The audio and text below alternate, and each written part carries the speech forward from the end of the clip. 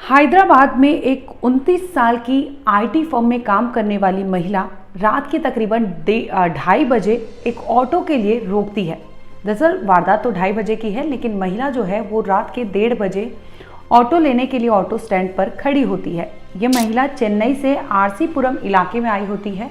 बता दें कि ये एरिया जो है वो आउटस्कर्ट माना जाता है। इसी दरमियान वो ऑटो रिक्शा लेती है, जिसके बाद 3 व्हीलर में उस महिला के साथ ऑटो को ऐसे सुनसान जगह ले जाया जाता है जहां पर उसके साथ हैवानियत होती है।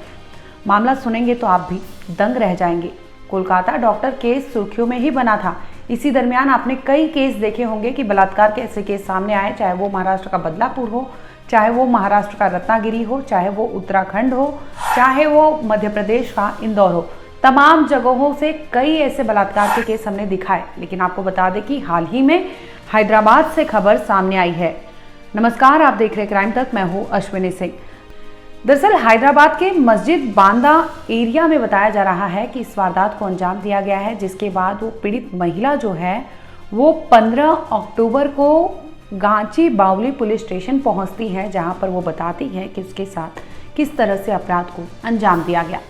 दरअसल होता यूँ है कि 15 अक्टूबर को वो महिला चेन्नई से आरसी पुरम आउटस्कर्ट एरिया जो होता है वहाँ पर आकर ऑटो स्टैंड के लिए खड़ी हो जाती है। इसी दरमियान वो ऑटो का वेट करते रहती है, तो तकरीबन 1:30 बजे रात के एक ऑटो वाले भैया आते हैं, वो रुक जाते हैं। महिला पूछती है कि क्या आप नानाक्रमगुड़ा जाएंगे। इस पर ऑटो वाले ने हामी भरी थी, जिसके बाद वो महिला अपने सामान के साथ उस ऑटो में बैठकर चली जाती है। अब कुछ समय गुजरता है, तकरीबन आधे घंटे का वक्त गुजरता है। इसी दरमियान वो ऑटो ड्राइवर जो होता है उस सफ़र में अपने ही मन में वो कुछ योजना बनाता है, प्लानिंग रचता है। प्लानिंग रचने के बाद उस इकलौती महिला जो उसके व्हीकल में बैठी थी, यानी 3 व्हीलर में जो बैठी थी, उसके साथ वो ऐसे अपराध करने वाला था, ये आईटी में काम करने वाली महिला सोच भी नहीं सकती थी। दरअसल ऑटो वाला ले जाता है सुनसान इलाके में। जैसे ही मस्जिद बांदा एरिया जो होता है हैदराबाद का, वो एरिया क्रॉस होता है, इसके बाद सुनसान इलाका आता है। वहाँ पर जाकर ऑटो ड्राइवर अपनी ऑटो रिक्शा रोक देता है। इस पर जो पीछे बैठी महिला होती है पूछती है कि आप चल क्यों नहीं रहे हैं, तो वो ऑटो में ड्राइविंग सीट छोड़कर आता है पीछे की तरफ। अब पीछे की तरफ देखती है महिला तो वो डर जाती है। रात का समय होता है, सुनसान इलाका होता है, वो चीखने चिल्लाने लगती है। इस पर ऑटो ड्राइवर भड़क जाता है, उस पर हावी हो जाता है, उसका मुंह बंद करने लगता है कि कहीं किसी को कोई भनक ना लग सके कि इस महिला यहाँ इस ऑटो में है। इसके बाद महिला को धमकी देता है कि अगर तुमने चिल्लाया तो वो उसके साथ उसे मौत के घाट उतार देगा। महिला डर जाती है। डरी सहमी सी महिला वहाँ अपनी आवाज़ को चुप कर लेती है। अब महिला की असमत के साथ वो रिक्शा ड्राइवर जो होता है वो लगातार उसकी इज्जत लूटता है, और ऑटो में ही, वो जिस ऑटो में महिला बैठी थी उसी ऑटो में शिकार बनाता है, टारगेट बनाता है। इसके बाद महिला का वहीं पर वो बलात्कार करता है, जिसके बाद अब सोचता है कि इस महिला का क्या करे, तो महिला को धमकी देता है। इसके साथ ही उसके साथ जो कैश थे, आईडी कार्ड थे, सारे चीज़ अपने पास लेता है ताकि महिला किसी भी तरह से किसी को बताए ना।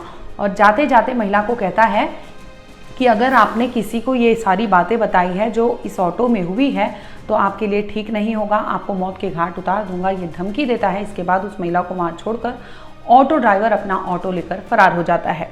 अब डरी सहमी सी महिला, हालांकि वर्किंग महिला थी, तो वो एक अच्छे सोच रखती थी, जिससे लगा कि उसके साथ गलत हुआ है। जिसके बाद महिला डरती नहीं है। अब अपराध तो हो गया था।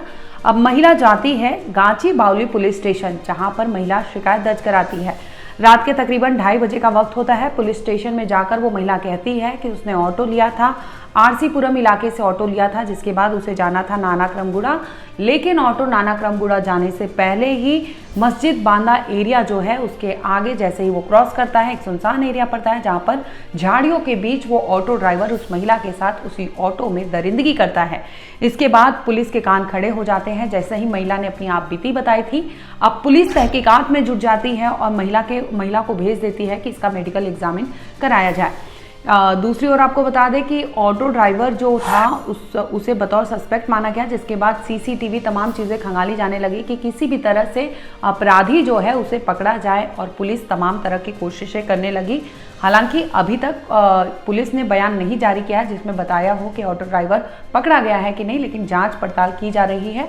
दूसरी ओर महिला ने जो विक्टिम थी उन्होंने बताया कि उनके साथ किस तरह से अपराध हुआ। इसके बाद उनके आईडी कार्ड और उनके पास जो कैश थे उसे लेकर वो ऑटो ड्राइवर फरार हो गया। तो आपको बता दें कि कोलकाता में हुए डॉक्टर केस आपने देखा होगा, लगभग कुछ ही महीने पहले की बात है। इसके बाद से लगातार इस केस हमने कई केस दिखाए हैं, चाहे वो महाराष्ट्र हो, चाहे जगह जगह से चीज़ें आई हो। इंदौर में आर्मी ऑफिसर के सामने दरिंदगी हुई थी, इसके बाद भी चाहे वो नाबालिग बच्ची हो, चाहे वो अयोध्या का मामला हो, चाहे वो उत्तराखंड का हो, कई ऐसे मामले आए थे। उत्तराखंड से एक मामला सामने आया था जहाँ पर जो लड़की थी वो मूक बधिर लड़की थी, उसके साथ हैवानियत की गई थी और बस में की गई थी। बतौर जो स्टेट का बस होता है, वो बस का कंडक्टर और ड्राइवर समेत सभी लोगों ने उस नाबालिग बच्ची के साथ जघन्य अपराध को अंजाम दिया था, बलात्कार किया था, जिसके बाद पुलिस वहां सक्रिय होती है और उन्हें पकड़ लेती है। तो ऐसे मामले आखिर थम क्यों नहीं रहे हैं? और हैदराबाद इतनी हाईटेक सिटी जहाँ पर IT है, इतनी सारी इंडस्ट्रीज है, हब है, वहाँ पर कामकाजी महिलाएं हो चाहे पुरुष हो, ये अपने आप में इतनी बड़ी इंडस्ट्री है वहाँ पर कि MNC में लोग काम करने जाते हैं और देश ही नहीं विदेशों से भी लोग वहाँ आते हैं। तो ऐसे में सुरक्षा मुहैया कराना वहाँ की पुलिस की जो ज़रूरत है आखिर क्यों कम पड़ गई? और इसके पहले आपको याद होगा कि एक डॉक्टर के साथ भी किस तरह से अपराध को अंजाम दिया गया था, और वो भी रात का समय था जब उस डॉक्टर को भी टारगेट किया गया और उसके बाद उसका मर्डर कर दिया गया। हालांकि अब इस केस को लेकर तहकीकात पुलिस कर रही है। जिस तरह से ऑटो में दरिंदगी हुई, पुलिस उस ऑटो की भी तलाश कर रही है कि किसी भी तरह से उस ऑटो को भी पकड़ा जाए, ताकि फॉरेंसिक एविडेंसेस जो होते हैं कि जिस तरह से लड़की के साथ अपराध हुए हैं तो खींचातानी में कुछ चीज़ें हो या कुछ भी ऐसे एविडेंस हो जो उस सस्पेक्ट के अगेंस्ट में उन्हें कोर्ट में रखने में मदद मिल सके। तो तमाम पहलुओं पर पुलिस अपनी तफ्तीश कर रही है, जांच पड़ताल कर रही है। फिलहाल आपको बता दें कि इस केस में विक्टिम ने खुलासा किया था। विक्टिम डरती नहीं है, वो खुलेआम आती है और पुलिस को अपने साथ हुई आपबीती के बारे में बताती है, जिसके बाद पुलिस तहकीकात में जुटी हुई है।